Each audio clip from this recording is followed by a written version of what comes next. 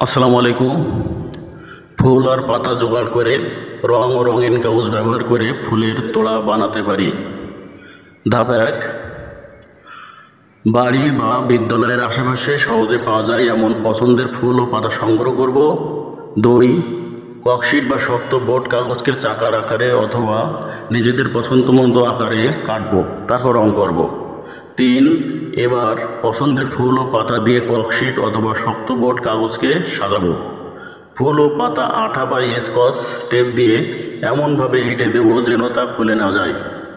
4, রঙিন কাগজ কেটে মার্কার দিয়ে দিবস অনুযায়ী বিভিন্ন শব্দ বা বাক্য লিখতে পারি, যেমন 8 ফাল্গুন 1358, 21 ফেব্রুয়ারি শহীদ দিবস, অমর 21 শ্রদ্ধাঞ্জলি, আন্তর্জাতিক মাতৃভাষা দিবস বা বিভিন্ন বাংলা বর্ণমালা আঁকতে পারি।